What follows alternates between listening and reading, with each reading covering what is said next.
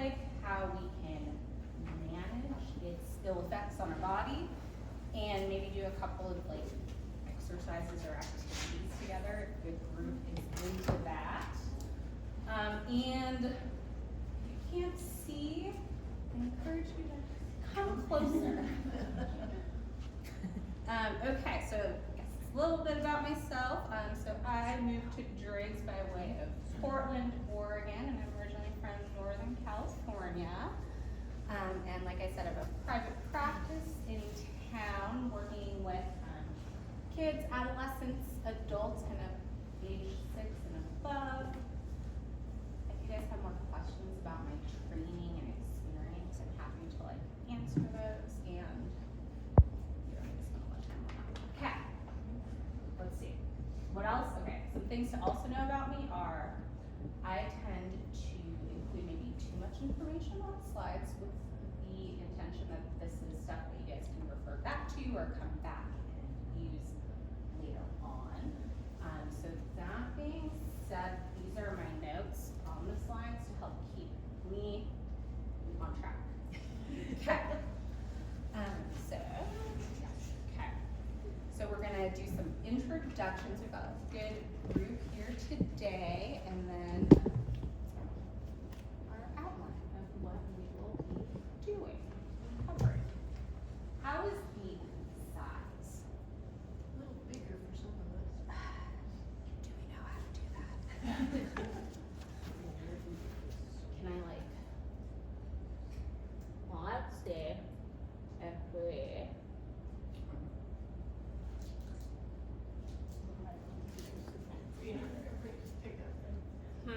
well, I wonder, does anyone know how to like do the tab plus thing in your?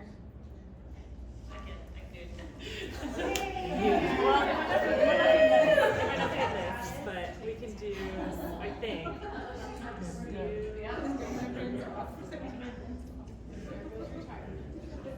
Might be like smiles.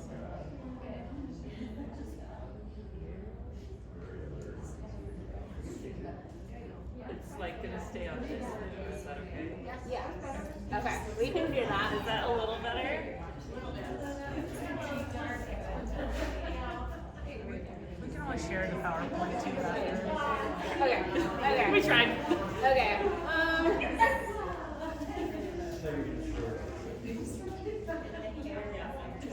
Okay. I'll talk through the slides. We'll share the slides, so all of this will be available afterwards. You could also so before we start, for folks who are willing, I'd love to go around and do some introductions with the group. Just your name, maybe something you're hoping to learn today, and something you are currently already doing for self-care or stress management. I can go first. So my name's Jess. What I'm hoping to get out of today's talk is to have this be a helpful use of your guys' personal time coming in after work in the evening and trying to meet everyone's needs. And something I regularly do for self-care is every day I will take a nice hot shower and I make sure to brush my teeth twice a day. It's like part of my self-care. Jan? Okay, Jan will go. I'm in the midst of a stressful cycle right now, but what I do is I try to exercise on some level every day and take that very hot, very, very hot shower before I go to bed. My name is Tanya, and today's talk, I'm hoping how to kind of learn about setting boundaries in your own head, about overthinking about things, maybe something like holding on to stuff that happens during your day, how things go. And my regular self-care, I have a pretty good morning routine and I have a great sleep, which I've been working on diligently for the last probably 10 years. So, but now I'm like, yeah, I got this. Me? Okay. Jenny, yeah, just one or two things to take home would be great, and just to support Lacey doing these is why I'm here. I do a gratitude journal every day, so I write 3 things I'm grateful for, and I really like doing that. I'm Marlene, and I guess what I'm hoping to get out of today's talk is that I don't go into a rage after going through the telephone menu and finally getting to a person. I have been there, yes. Need to learn how to self-soothe before that person gets on the phone. I am Nat. Just more stress management techniques. I feel like I don't handle stress very well. And something that I do regularly is ride my bike. I'm Ryan. I'd love to hear different tips and tricks from others on little things that different folks do throughout the day. I'm not very good about, I just have tons of stress in my job and my life, and I try to exercise at least 4 days a week.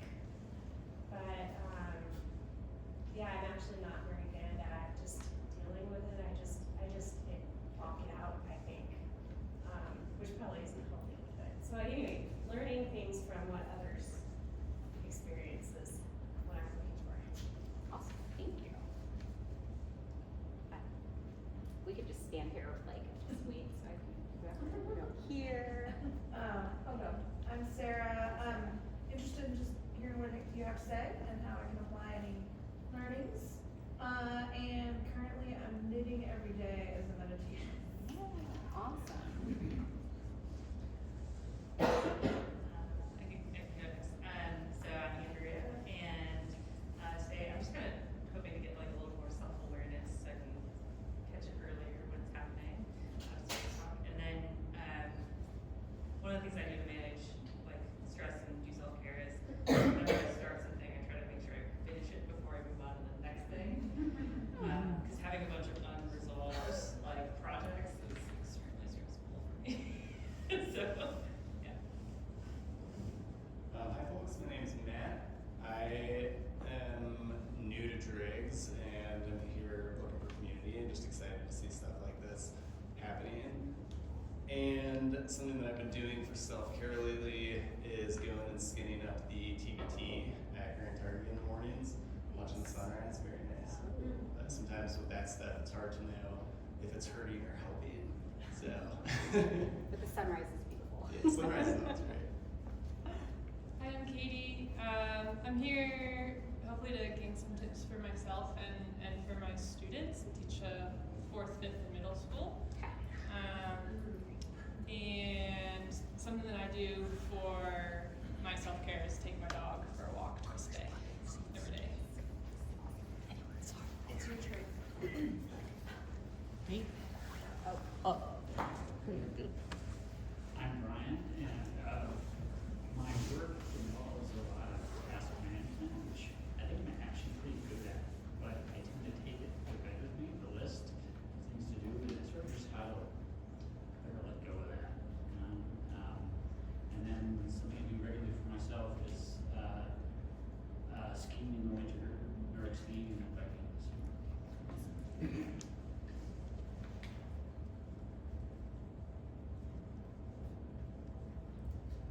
Sarah. And I am just an information gatherer of all types. And so here I am. And regularly for self-care, I hang out with 7, 8, 9-year-olds. Can't take anything too seriously. People are farting a lot.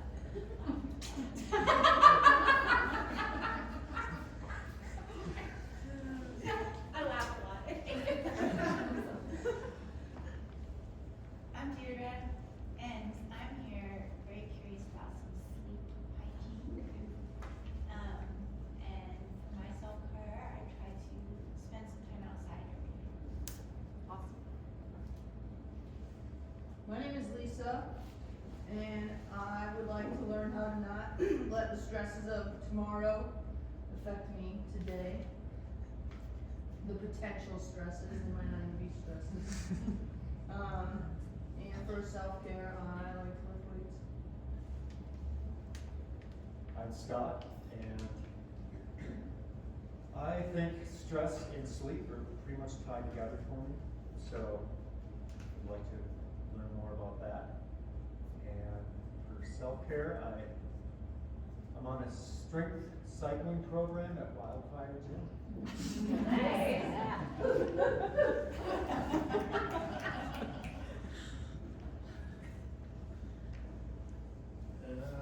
I'm Tom.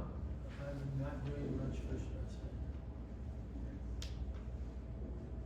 I'm Marie, and probably take home some tools if I manage stress. And most of my exercise is outside exercise, most of the day. I'm Bria. I am here because I have a very stressful job, and I historically have managed my stress with exercise, whether that's speed, biking, all those things. But over the last 10 months, I've been dealing with injury that isn't that really hard, and so have been struggling to find new healthy coping mechanisms. So yeah, I'm excited to learn more tools. My name's Hope, and I want to get some tools to help us stay on track about hunger. And for stress management, I have my dog, he's my coach, and we get out in the sunset a lot. Tonight was colors are just magical, so that's perfect. I love it. Dogs love it too. I'm Liz, and I'm here to learn not to wake up at 2 o'clock in the morning and worry about stuff. Even though I'm retired, it still happens. And lots of things for self-care. Skiing, working out here, walking dogs, petting dogs. I'm Michael, and I have a stressful job. And last election, it got a whole lot more stressful, and I'm struggling to deal with it. I exercise probably 3 hours a day, but the thing that's helping the most right now is Lacey's been coaching me to do meditation every evening before I go to sleep, and most of the time I'm successful at that, sometimes not, but just trying to calm down before I go to sleep. I'm Maura, and I'm just interested in the whole talk, as Jim said. Self-care, a lot of people have mentioned spending time with their animals, that's been a big thing for me too. I just really find a lot of saturate in being in wild places.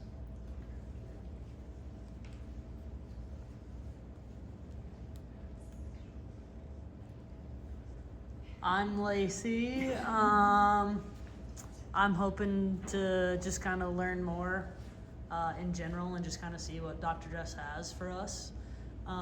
Something I do on a regular basis is take magnesium before bed.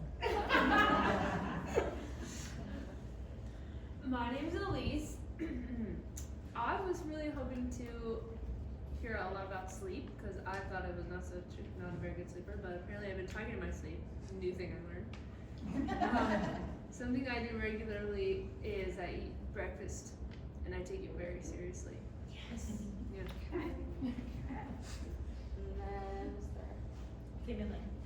I'm Julia, and these are my people. I'm looking for, I guess sleep I think is always tough as a working, busy mom and everything. I'm just fitting it all in, and so for me, I've been really trying to just make time for myself, like telling my family I'm coming here tonight, and you figure out how to get everyone everywhere. As in addition to exercise and all the things we love to do here in Tetons. cool. Is that everybody? Okay, so we will definitely get to those things, and we will spend way less time in the weeds about our biology and the stress response, even though there are slides about that. But we will spend a lot of time in the doing and how to manage the stress. Speaking of of managing stress, if anyone is hungry or needs a snack, there's some bubble water and tangerines. There's also some fidget and putty and magnet things. If anyone is curious about those, feel free to, Lacey can toss them around. You can come to around there.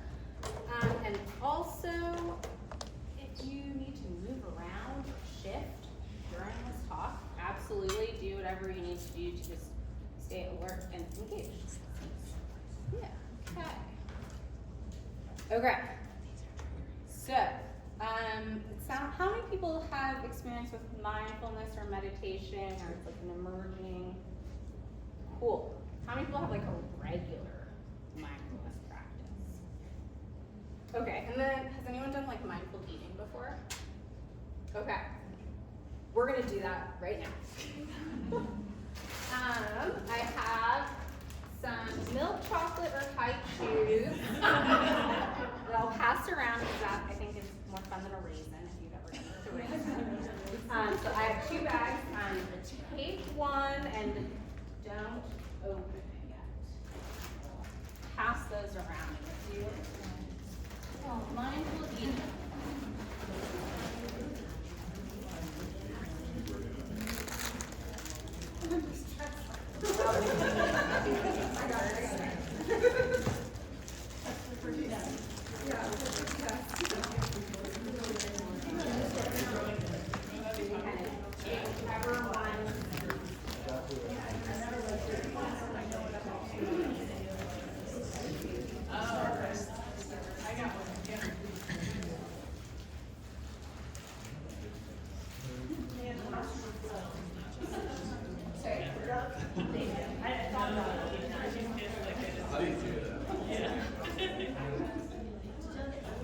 Yeah, you don't want to.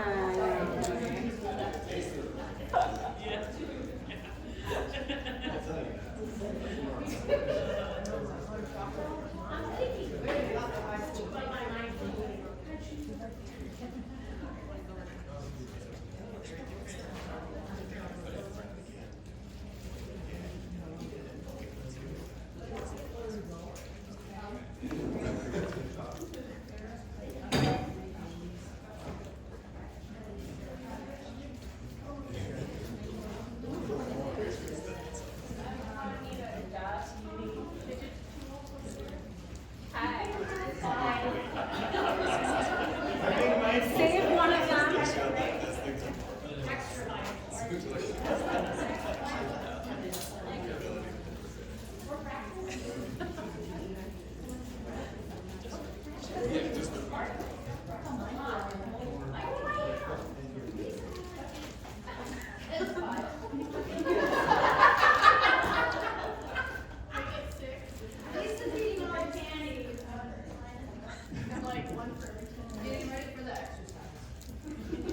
Anyone need a resupply?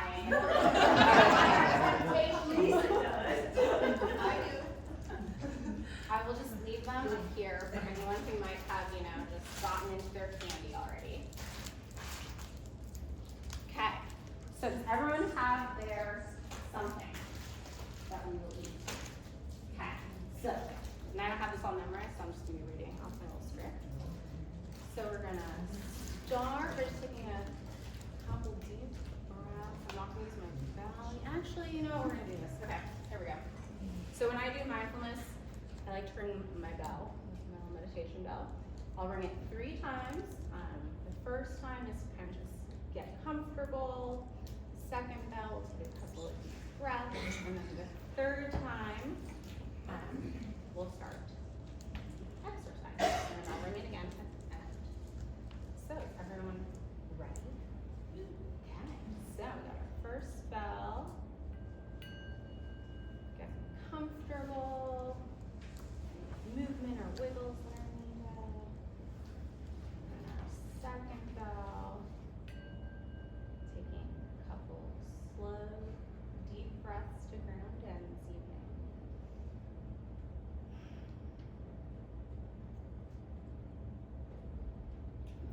And for our mindfulness activity, we will do some mindful eating.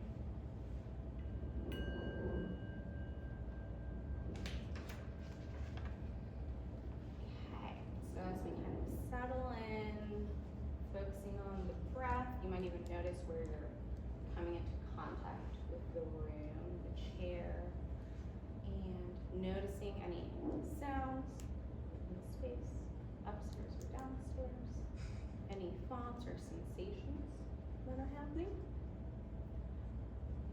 And then I'm going to ask us to turn our attention inward to any sensations we might be having in our body. Maybe we might be hungry, thirsty, might be full, might be wanting to eat this candy you've been holding on to for a while now.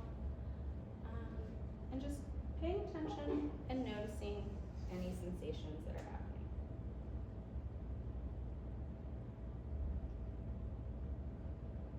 And next, I invite you to bring your attention to your chocolate or hide shoe. And I want you guys to imagine that you are looking at this piece of candy for the first time.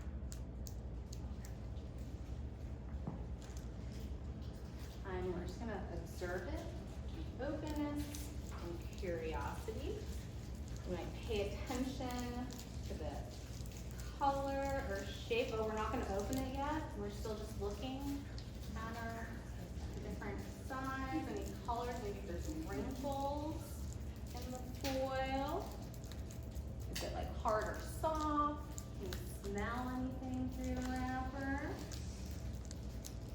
Okay. Then we might even spend a little time thinking about all the resources and time it took from like sunshine, water, factory time, shipping to get this little piece of candy here in our hands today in Driggs, Idaho.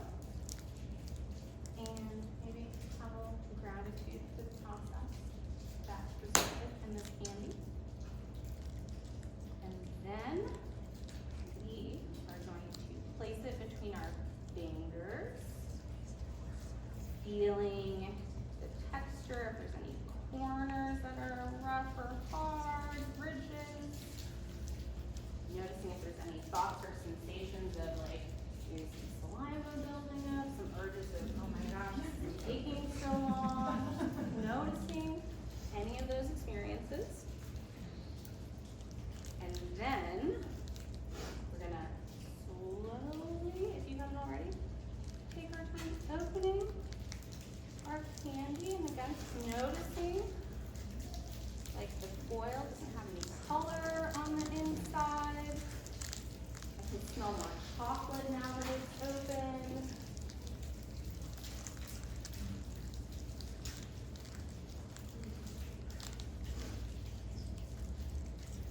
And then smelling it with full awareness, again noticing if there's any memories that come up, any reactions or sensations.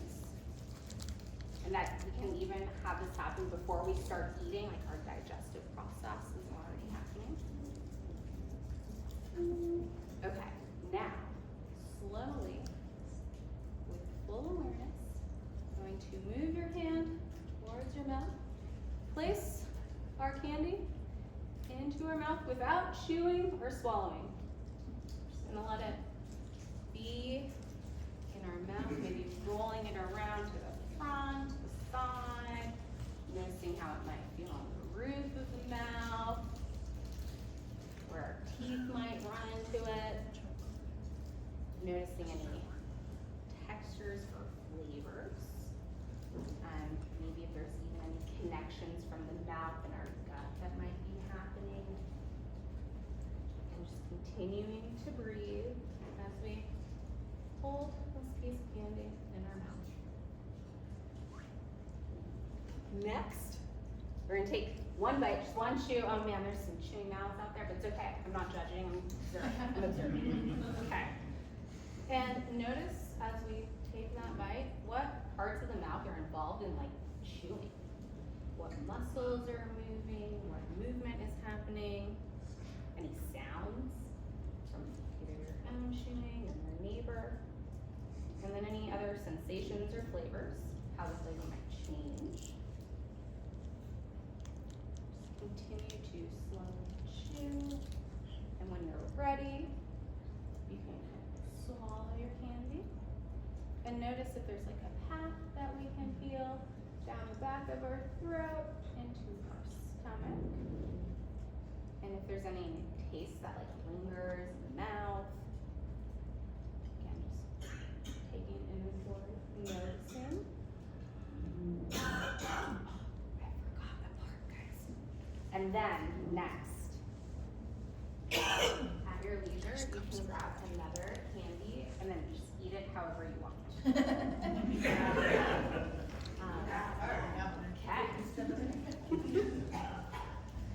And for good measure.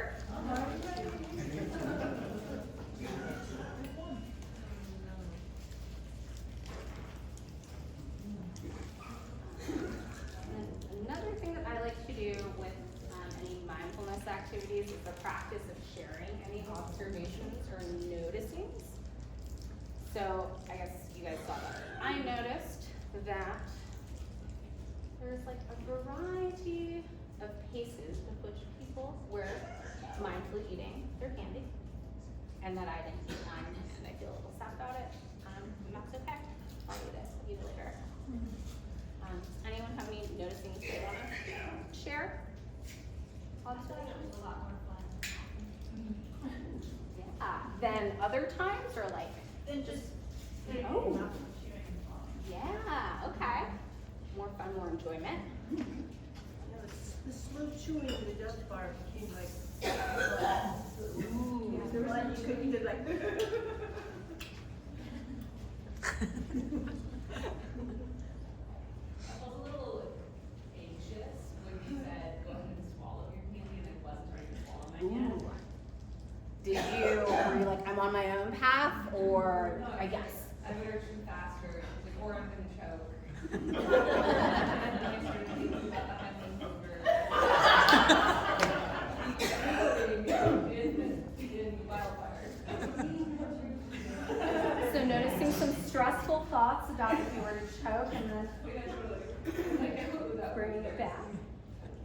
Okay, yeah, where the mind can really just like come up with all kinds of stories. Yes. It's like, how am I gonna shake the body and not choke and be okay? A recent memory popped up in my mind of a student at a birthday celebration in our class putting a whole like log-sized donut in his mouth in order to like get attention and yeah. I want to do this exercise. Any other? Was anyone kind of like impatient or just like, hurry up? Oh yeah. Yeah, totally. The Hershey's Kisses kind of like melted. It was like on the first bite, it was like gone. You know. Oh, it took so long. This chocolate is already come up to temperature. Yeah, and this is where, and we'll talk more about where mindfulness is not about trying to like change the experience or judge it, but just like, yeah, I was a little frustrated, felt a little impatient. That's okay. Part of the experience. Okay.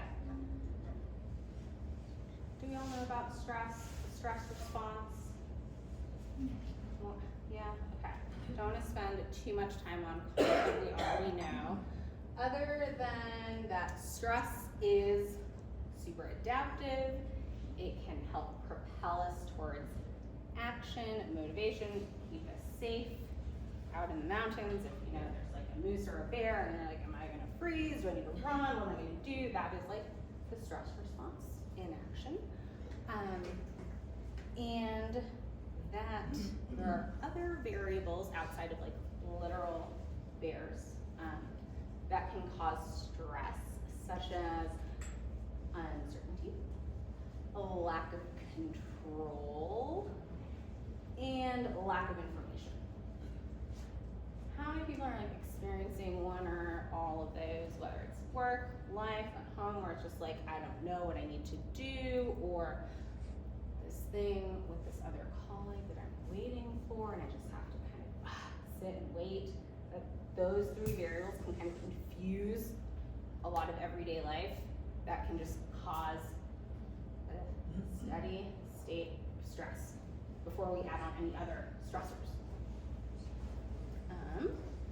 And living out here in the mountains, we all know about that like stress, the flow state, and where there's this optimal zone of performance where things are just hitting, connecting, where our abilities are matching what is expected of us. And maybe that's like a sweet powder day. It's like I'm untracked on my powder board where everything is amazing.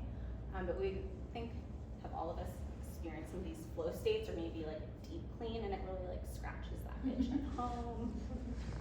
But that stress is not all bad, is kind of the takeaway. Helps us, serves a purpose.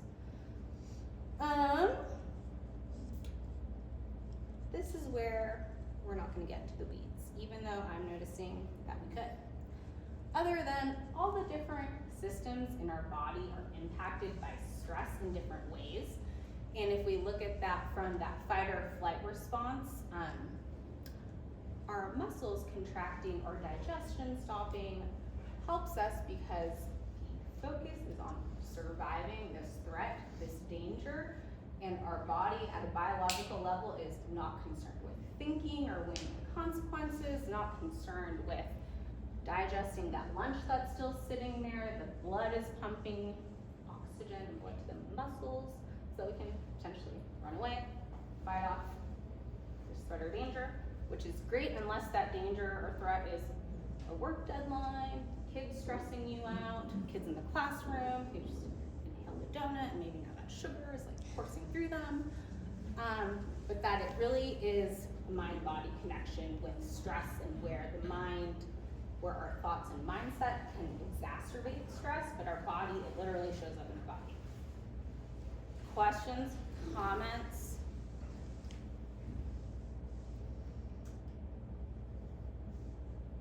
So there's, again, two types of stress, and the bad stress is this chronic stress. There's a lot of research coming out about basically stress is killing us. We could really go into the weeds about all the different ways that that is resulting in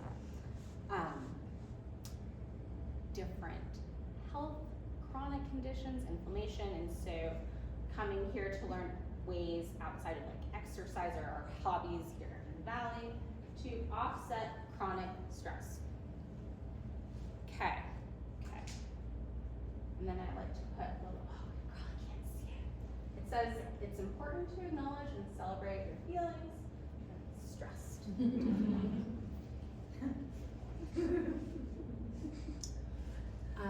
Okay. So this is some of the work of Dan Siegel. Have folks heard of this, like the window of tolerance or optimal? So I see some nodding. Okay.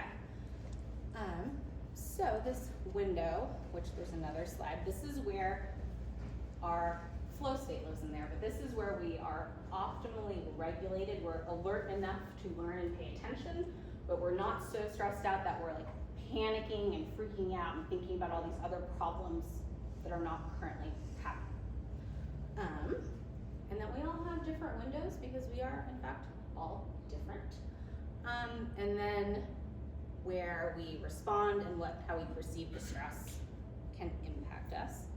And you guys probably don't need to know this, but I'm pretty excited about this next slide. Spent probably way too much time on it. Okay, so this is our y-axis. This is our level of activation and arousal. And so this window of tolerance, we are feeling safe, we're feeling confident, we are able to maybe notice our emotions, but also like have a reason, like emotions aren't taking over. Curiosity, learning, communicating, being a good worker, partner, spouse, parent, lives in this space. But then sometimes the stress kind of kicks in a little bit, and then we're up, and then we kind of exceeded into the fight or flight hyperarousal, where this is where I guess, what does this look like for people? If you have kind of flipped your lid, so to speak, and we are fighting, fleeing. My sleep goes horrible. Like you're awake, or how does it go horrible? I can fall asleep, but I wake up at 2 a.m. Okay, with thoughts of how it would be so nice to go back to sleep. Oh yeah, and like I'm like ready for the day, and it's like 2 a.m. Okay, so it's like that alertness and then it doesn't go away. What else does this look like for people? Like who's talking about rage on the phone? Yeah. Or like maybe you were in here trying to be nice, but then they send you back to the beginning and then we start to creep up into here. And then the other part of this, which I think is also important, is the shutting down. So this is our freeze response or fawning. This is where we might look tired, we have low energy, maybe we're kind of just checked out a little bit more, maybe going through autopilot. And so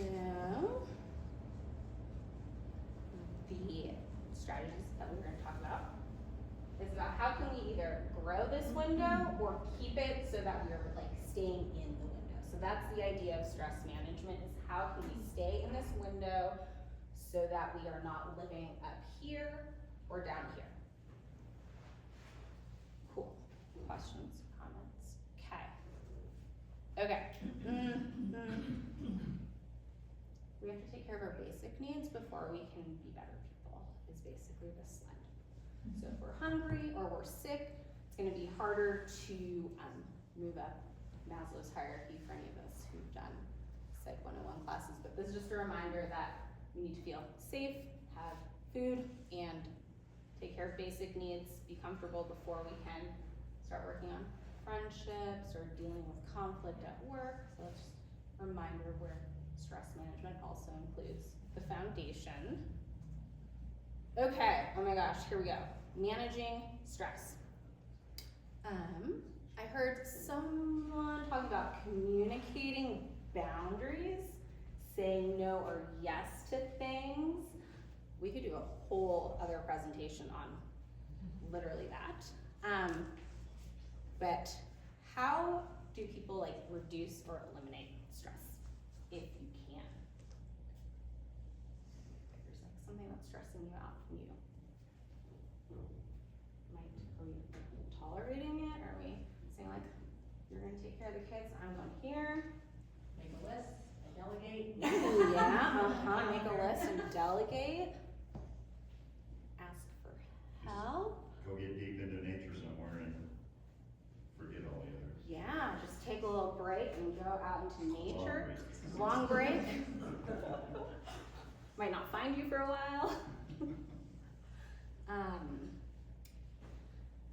How is, I don't know the script, if people feel comfortable sharing, do folks find it like, what are some challenges that get in the way of like setting those boundaries? At the time, it's a good idea. Ooh, say more again. So like, at the time, I'm like, oh, I could take on this other responsibility. Like, I have the capacity. And then like 2 weeks later, I'm like, ooh, whoops.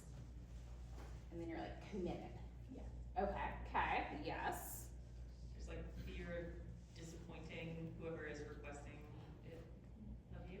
Yeah, so tolerating some uncomfortable feelings that might go along with the boundary, yeah. I think sometimes too, it's hard to describe when other people are involved, like why you need to set the boundary. And so if I don't have the words for it, then I typically just don't set it until I do. But sometimes you never find the words for it. Yes, I might even also add like that you have to explain the boundary versus like if no is like a complete sentence, even though that might be like, ooh, that is deeply uncomfortable. I do not like that idea at all. But where other people are involved. What about, okay, we're gonna do sleep and some of these other pieces. Do people set limits for kind of screen time of all kinds where we are just immersed in screens and media? Or do people notice if there's like stress that is correlated with how much we might be checking into different types of news or social media? Oh yeah, I'm on a no newspaper week. Oh yeah, okay, I like that. That is a solid like boundary and just no, taking a break. I find even with, like for screen time, even with, without big news things going on, and even though I have already like gone through like my social media stuff and felt like I've limited it to things that I think are positive to see, feel so much better when I don't see it at all, honestly. And so I took it all off my phone because I don't use a computer outside of work very much, and so like I have to be really. It makes me more mindful about like, am I gonna scroll for a little bit? And sometimes the answer is yes. I'm gonna go do that, and that's fine. And then sort of sometimes cutting out all news all the time helps. Yes, or even like being selective of what am I doing if I'm going to look for news versus Being mindful again, like I'm gonna do it or I'm not gonna do it. I'm not gonna like autopilot into it. Well, I just had a kind of like, what is the balance between setting boundaries and just full on avoiding things? Like you're like, we need you to do this thing, and you're like, nope, I don't wanna be involved in that, or you know, like I run into that. Like kind of maybe just avoiding things because I don't wanna. I'm noticing the urge to do a therapist answer, like, what does the group think? But I don't know. That's why we're all here today. Do you have like a specific example? Let's see.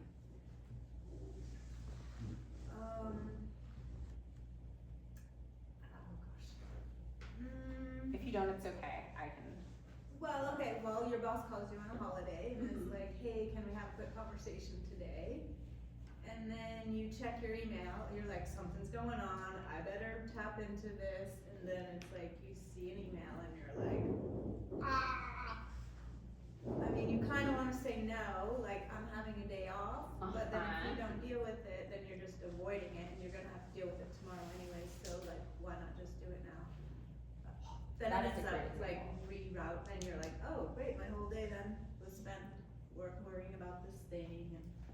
How many people have had that experience of it's like your free time, Like, and I there's like could've a avoided it, notification or an email or something, and then it's like, oh gosh, and wanting to like undo the thing you can't undo now. So to answer your question about boundary versus avoidance, it's a really good question.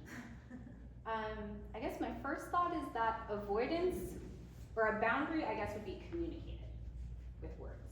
Versus we can avoid and not tell anyone what we're doing. And then that's where things can get a little sticky versus, got this, yeah, I saw it, I'm gonna deal with it on this day. Or I see this, received, and that's it. And avoidance is like maybe like a slowly creeping away that then can leave people kind of confused. What about in your own?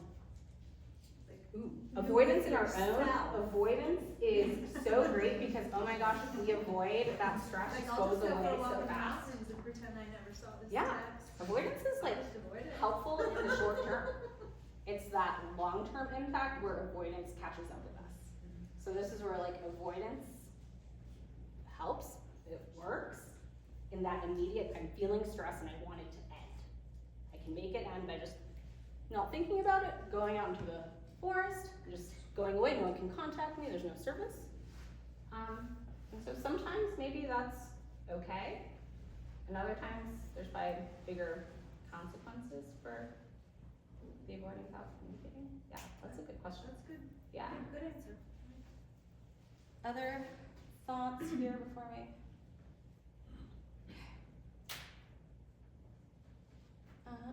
Similar to Maslow's hierarchy, I add this in here. Folks who work with Lacey talks about these basic lifestyle guidelines a lot. Where taking care of our body can be really overlooked. And I always just like to remind people, so this is our PLEASE scale, little acronym if you don't remember it. But if we're sick, making sure we're taking care of ourselves. Maybe that doesn't mean taking a sick day, but does that mean taking some cold medicine, getting some extra fluids, just taking care of ourselves, acknowledging that in fact we are sick and maybe we should do something about it. Balanced eating. I didn't hear people talk, it seems like no one talked about nutrition as like a stress management piece, but that is also another way, or magnesium supplements, those pieces. Where drugs and alcohol can, again, kind of like avoidance, it can be great in the short term, And then in the long term, there can be other negative consequences or impacts on sleep, or just where if you're not doing it in moderation or you overdo it, it can just cause other problems. But it works great because if you have a beer down at the Wolf, you like feel relaxed like pretty fast. You're like, oh, I didn't really have to do anything. I just had a beer. Look at that, feeling good. And then sleep and exercise. So exercise, there's a lot of people who are doing exercise, and like Bria, what you're saying of there's an injury or something preventing us to access our main strategy. Oh my gosh, now what? And where this doesn't help you necessarily, but where exercise can also be a really great way if you do like hard, heavy workout to get out any of that pent up stress and aggression. Sleep. Okay, we're gonna talk about sleep. Sleep, yes. Okay. Who are the people who are interested in sleep? There's like a lot of people. Okay. What kind of sleep problems are people having? Wake up at 4 a.m. So waking up earlier. Falling asleep. Where did who? Okay. Falling asleep.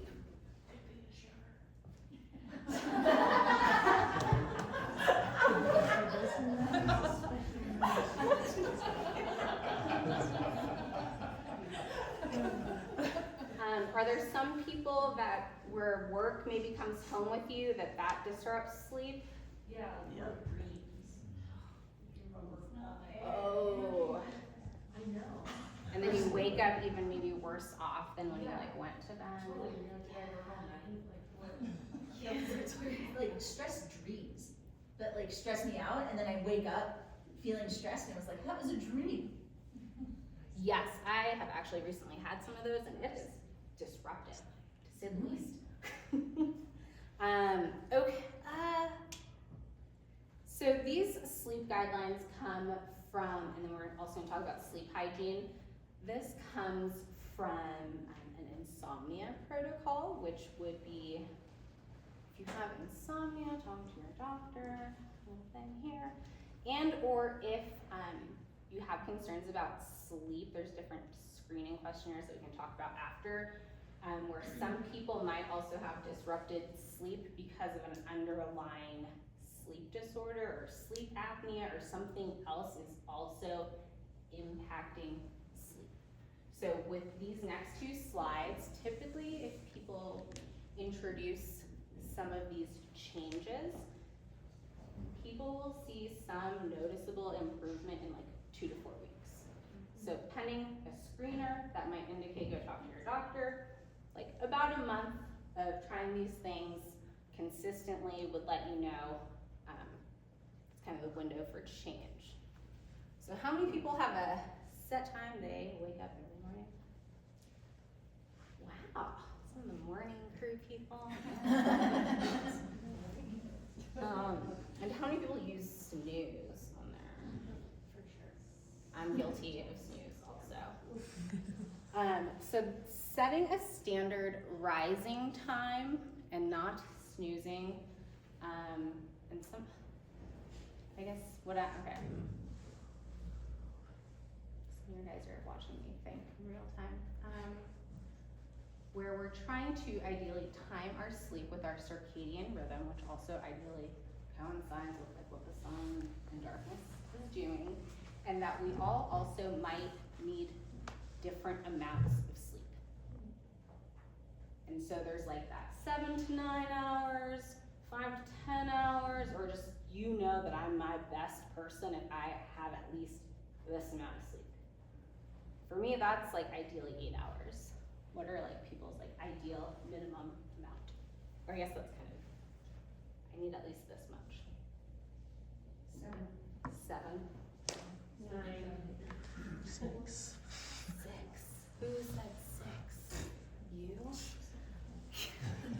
See, it's what, 5 o'clock in the morning? Is that your ideal or is that what you get? Well, I feel fine every day, so it must be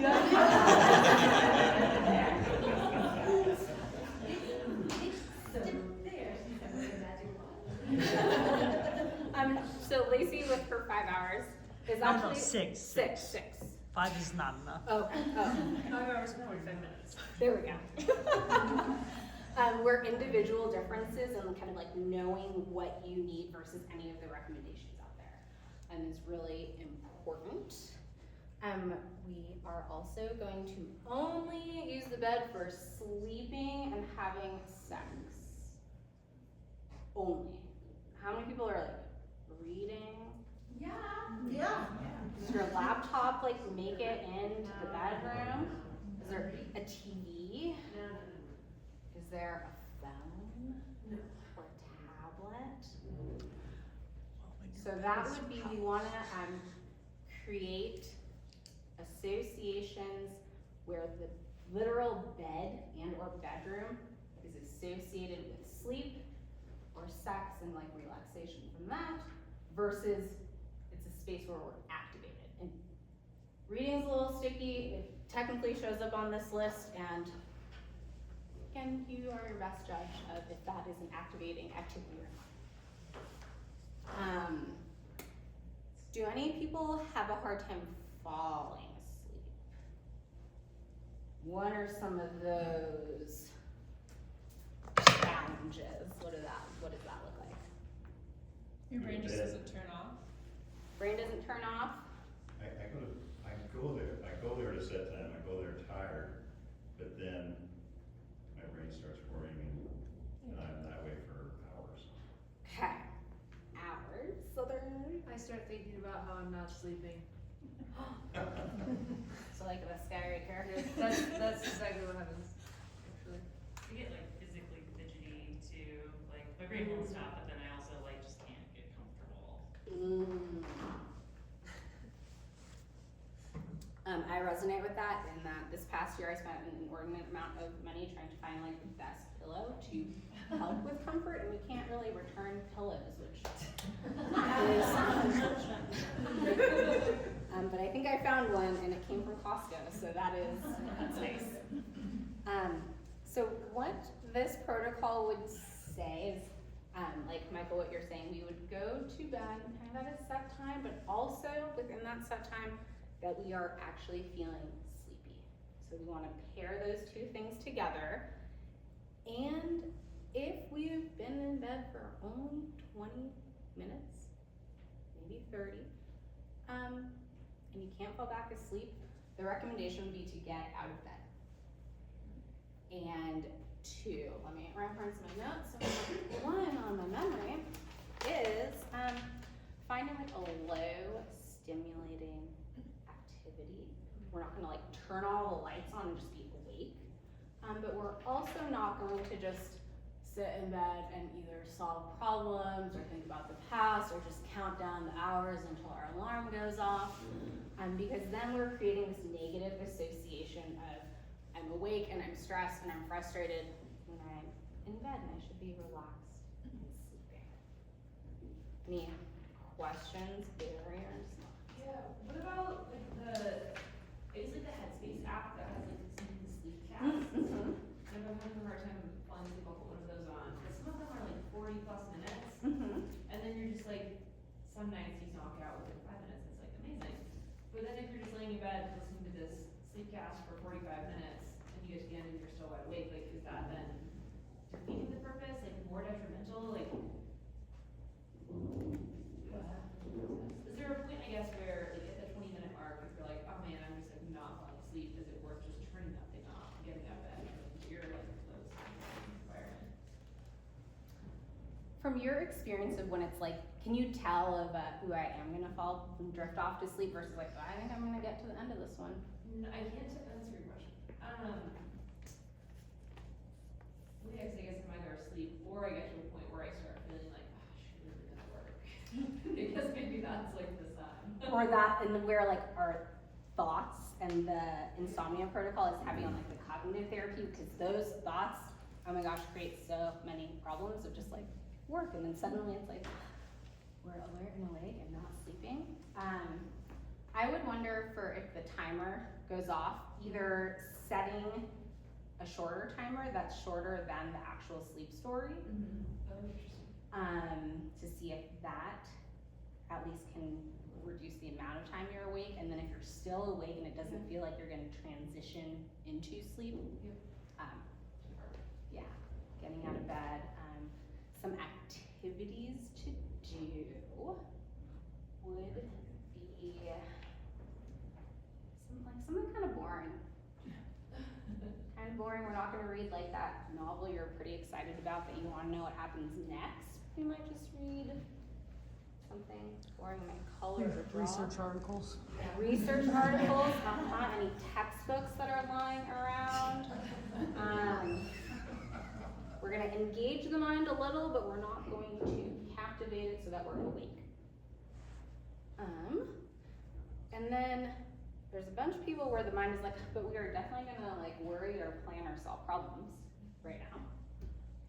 What have people done for that to help? You would write down the thought or the project or whatever it is, and I could see it in the morning. Yeah, that's a great Check it out on my strategy. list of the- Other, Well, for a while I would go outside and I would just say, it's nighttime. I'll go look at the stars for a minute and Ooh, I would yeah. just be like, hey, it's nighttime, but it's nighttime. Like sometimes I'll even do it now if I'm waking up or having trouble, I'll just be like, it's nighttime. This is just nonsense, like. I love I'm that resting. too, where I'm we're resting. extending leaving the bedroom first and go outside and just like, yeah, this is not the time to be awake. No, this is nighttime. And if anyone does swing or overnight shifts, there's a whole other subset and discussion that like we could have. What else do people? I open the window really wide. What do you like about when you do that? As it gets cold, Mm-hmm. and I snuggle in. Yes, so we're like controlling the temperature and feeling a little more comfortable can help. If there's some meditation or breathing, mindfulness exercises that can really help ground us. So let's see. Mindfulness, there's like, depending on how you come across mindfulness, there's different definitions and different places in the time-space continuum of the world where mindfulness has existed. And that mindfulness is not necessarily about our ability to just clear our mind and not have thoughts. It's the ability to notice that our mind has wandered and then bringing it back to the breath, the task, the attention at hand, that is the muscle that mindfulness is training. My attention has wandered, how can I bring it back? Oh my gosh, I'm trying to go to bed, I'm breathing, and I'm thinking about work. Oh man, I really went deep down into the rabbit hole of work. How can I bring my attention back to the present moment? So that is the muscle that I think can really help for when the mind wants to solve problems, when it's time to sleep. And I have some other, so the 4-7-8 breathing technique, have people come across that? So that one, I really do a lot of my mind is racing, where we're gonna inhale for 4, we're gonna hold our breath for 7 seconds, which to me seems like a very long time. And on top of that, we're gonna exhale for 8 seconds, and then we're gonna repeat that cycle, ideally until that our like parasympathetic nervous system, that relaxing part of the nervous system, kicks on. So where our breathing can really control our level of arousal, and in this case, that window of tolerance, maybe we kind of do want to be in that hypo-arousal, kind of calm, relaxed state, and how we are breathing can help us get there. Can you say something about how the longer exhale is relaxing versus like having the same count for every inhale, exhale? Can I, dear gentlemen? You don't have to. No, it's more like, it's not in there. So what I would say is, and I partially answer that. So a lot of us tend, if anyone's read the book Breathe, we have developed and evolved into like mouth breathers and chest breathers, where we are only using a small percentage of our lung capacity. And when we are doing that, that kind of keeps us in that mild state of fight or flight. And so it's that kind of shallow, same inhale, exhale, you might be having like 10 to 20 breath cycles in a minute. That is like low level of fight or flight that our body is just existing in, and we think that's just our normal baseline. And so when we are slowing down the breath, we are disrupting that process, tapping into that parasympathetic nervous system. And I would imagine there's something with our oxygen levels in the blood with the exhale that I would have to get back to you on about the specifics. No, but that answered the question, because like the shallow breaths with similar lengths in the fight or staying in the fight or flight versus that longer exhale getting to the parasympathetic. I think that answered my question. Well, Great, doesn't the CO2 has a lot to do with your oxygen absorption, so if you're building up CO2, you're gonna use oxygen more efficiently. Thank you. Yes, we're gonna crowdsource information.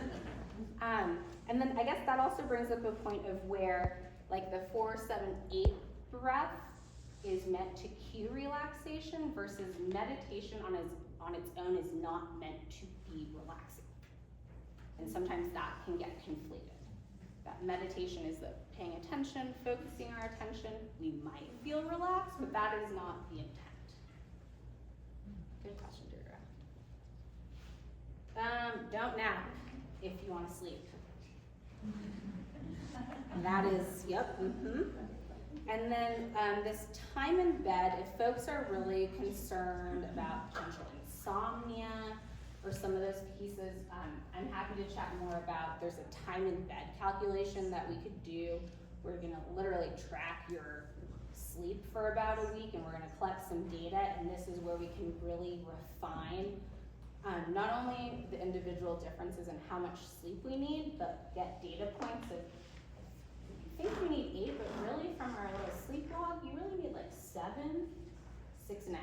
Then we can kind of truncate your rising time or bedtime to really fit what your time in bed needs are. But that could just be a whole other thing also. But that is another avenue with which to refine and hone in time in bed. Okay. Questions? One question. Yes. What are your thoughts on, because like a lot of times I'll do a good job during the week of sticking to a consistent schedule, and then like on the first day of the weekend, I'm like, I think my body really needs it today. I'm just gonna sleep until I wake up, and then that ends up being 3 hours later, and then that kind of throws off the next week's cycle a little bit. So yeah, when do you think about like trying to listen to your body versus like forcing your routine, even if it feels like maybe it's a little violent? Oh man. Are you a morning person? Yeah. Okay. The research would frown upon moving our sleep schedule so dramatically because of exactly what you're saying, where it feels good in the moment and it is maybe rejuvenating.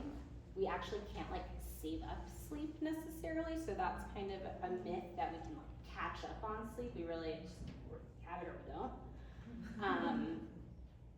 And that it's like that Monday or that reset, and then where it's this like push-pull struggle, where it's just kind of having to balance pros and cons of Monday is gonna be hard, or like even Sunday night, but maybe it's worth it because I wanna sleep in and I kind of wanna relax, and that's like part of my self-care, and it's worth it. So it's kind of like weighing it. But the research would say we would keep a consistent schedule all the time. We're also not like lab rats, so it's like, you know, you gotta pick and choose. Good question though. See, I have too much information. So if those sleep improvement guidelines don't help, we can also plan sleep hygiene, where we are going to limit caffeine, ideally less than 3 cups per day of coffee, and I'm pretty sure these are like 8-ounce cups of coffee. And that the caffeine half-life is about 5 to 6 hours, so it takes about 5 or 6 hours to have like half that amount of caffeine in our body. So for me, I ideally do not have caffeine after noon. I might have like a green tea if I'm needing a little extra boost. But if I have a coffee at 2 or 3 or 4, like I am not going to bed. Do people have caffeine cutoff times or caffeine consumption things during the day? All nodding yes. Let's see, and then limiting alcohol, especially close to bedtime. If you're gonna have a drink, ideally it would happen not as close to bedtime, because while it might relax you and induce sleep, it will also disrupt the quality of our sleep. We're not gonna get into that REM sleep where stress dreams happen in REM sleep, but also like that's where like the deep restorative processes happen, and alcohol just really disrupts our REM sleep. Exercise regularly, there's a lot of exercise. And this is one of the, I've talked to Lacey about this a bunch, where exercise will always help us establish better sleep. And sometimes we can only squeeze it in before bedtime, but then sometimes then that kind of keeps us awake and activated. And so it's again kind of those balancing points of what is best suiting your needs, or what can you tolerate when the options are not ideal. That ideally we use exercise kind of to help us wake up and create that alertness, maybe in lieu of coffee or caffeine, and that would carry us through the day, and that would align with our circadian rhythm. Does anyone do any snacks, bedtime snacks, after dinner snacks? Yeah, Andrea, what do you do? Well, especially like lately, because I've been going to bed late since I have a new-ish baby. I've been like get through that, and I'm like, man, I just need a little something. So if I try to go to bed, then I'll just sit there and think about how hungry I am. So I'll have some like peanut butter toast. Yeah. Okay. Other people? Any other? Cheese. Yep. Does anyone know what like peanut butter cheese have in common? Milk. Oh yeah, fat protein. Also has some tryptophan, which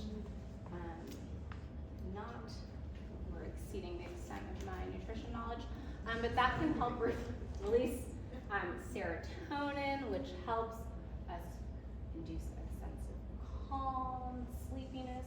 Turkey has tryptophan, so it's that whole Thanksgiving dinner thing, but sometimes if maybe we need to incorporate just a light little snack as part of our wind down routine. Keeping the bedroom quiet and dark. Are there any like light sleepers out in the crowd? Or partners who snore, not disrupt, or just having another body in the bed that is not yours, and how that can just disrupt your own sleep. This summer is hard. Where yes, yeah, the heat just is so much.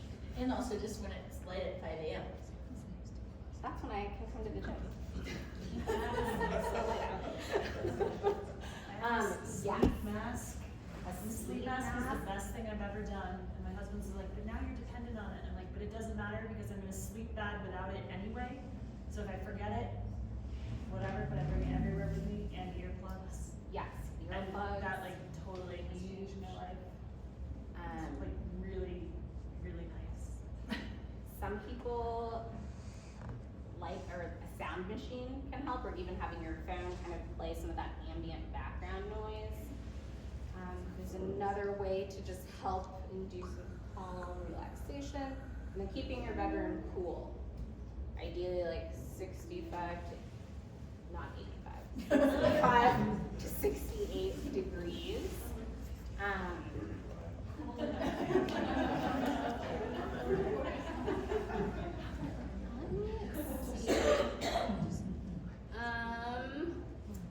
So there's like a whole other part that we're not going to get to about breathing and mindfulness and relaxation, and despite my best efforts, I still included too much information for today. Let's do, okay, hold on, we're going to do this. Does anyone have any other questions about sleep? off in the day, I do like a really long workout or a really hard workout, I can't sleep. Even if I go, you know, to bed at a regular time, I worked out, I'm done at 1 or 2 in the afternoon. I'm fidgety and moving around. I'm like, I should be exhausted. I skied 15 miles. I should be exhausted. And what's up with that? Okay, can I ask you some follow-up questions? Yeah. Okay. Caffeine, soda. Is it like a body, like, oh my gosh, this is a gesture for, is your body activated versus is your mind also going? Probably, but it's mostly my body. Aren't your muscles trying to repair? Muscles repairing. I wonder about if there's any nutrition supplementation pieces in there. Magnesium. It's probably like over-exhaustion, so you overdid yourself. So if you think of like little kids or like newborns who don't sleep at all, they become over-exhausted and then you can't actually sleep at all. So a lot of times it's because your muscles are trying to repair, you're not going to sleep as well because you're just past that point of exhaustion. So don't kick ass so much out in the outdoors. Well, then somebody should have prescribed it for me. I would also wonder for you then, kind of coming back to the breathing, are you like, does that coincide with some more shallow breathing, or are there ways to do some of the longer exhales to just help the body, like you're calm, done with those activities?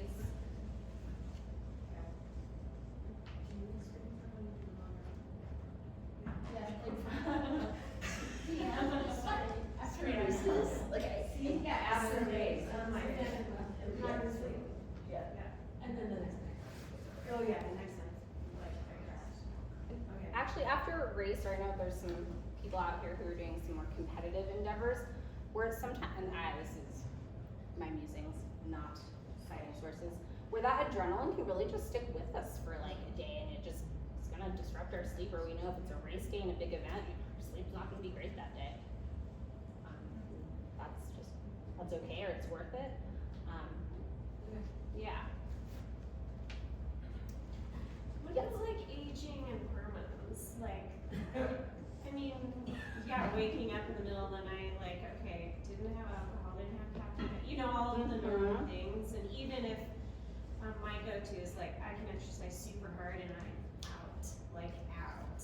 And then not anymore, wake up at 4 a.m. and like I'm hot, sweaty, get out of bed, oh my God, you know, like, So, it's horrible. yes, that is very real, and also where the individual differences, if you can't count on like age or even how there's like an unfolding of years with these hormonal changes in later life, that do impact our thinking, our focus, body temperature, irritability, and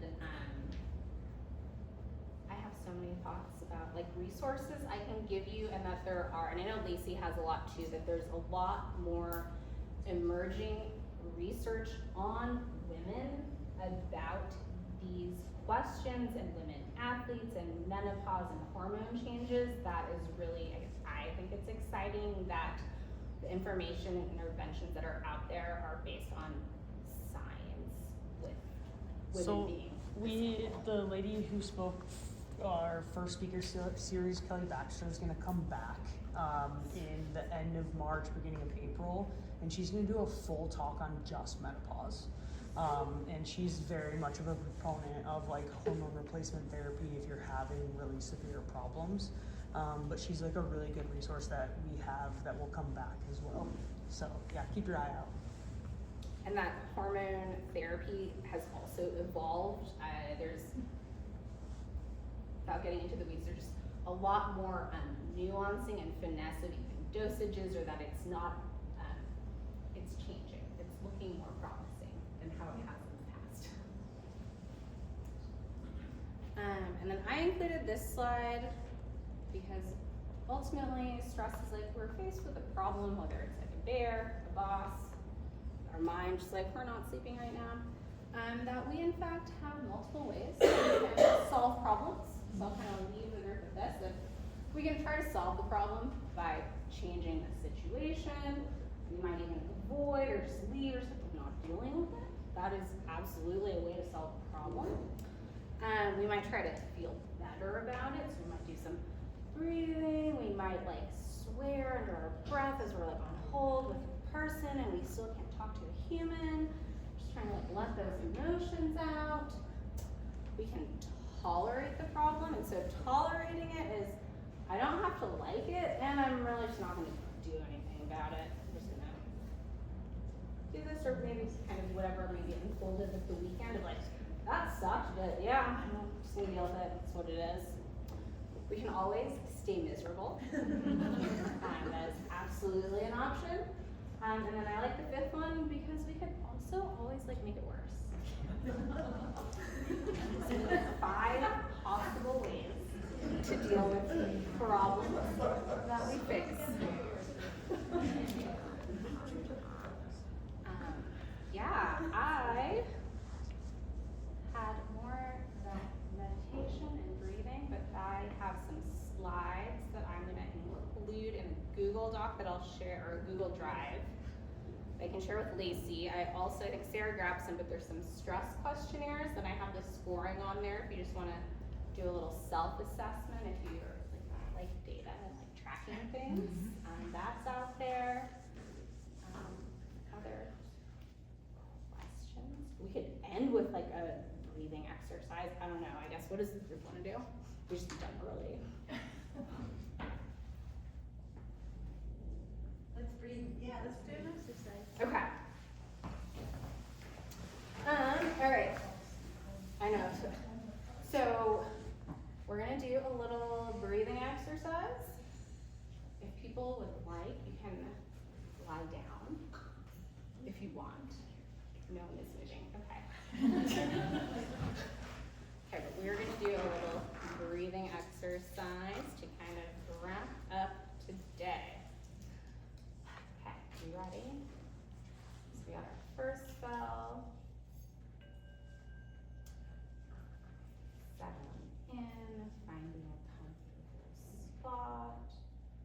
Either closing the eyes or kind of looking down on the ground. Second bow. Taking a couple slow, deep breaths.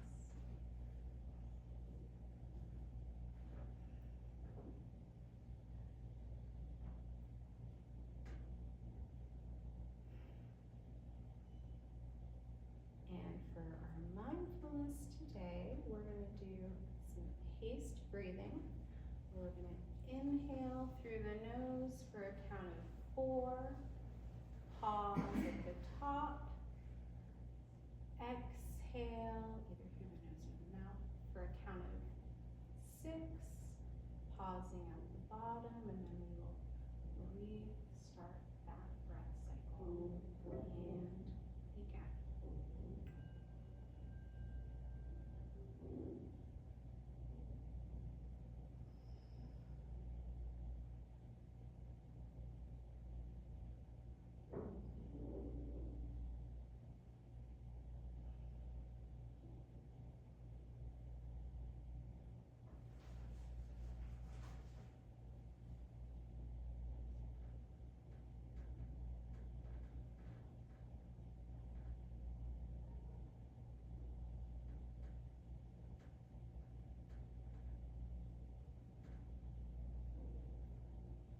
And if you notice your mind has wandered or you've gotten distracted, acknowledge what distracted you and bring your attention back to your breath.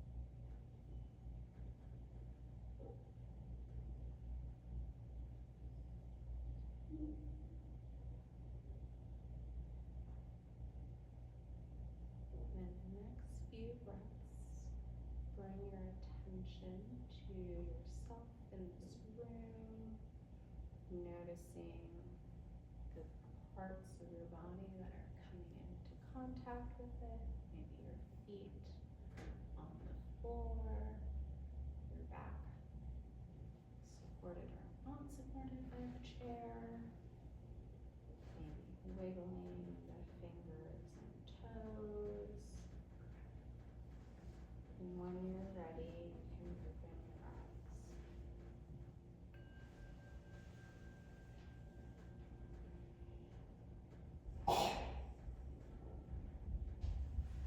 usually like to stretch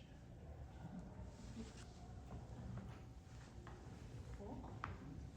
Thanks, everybody.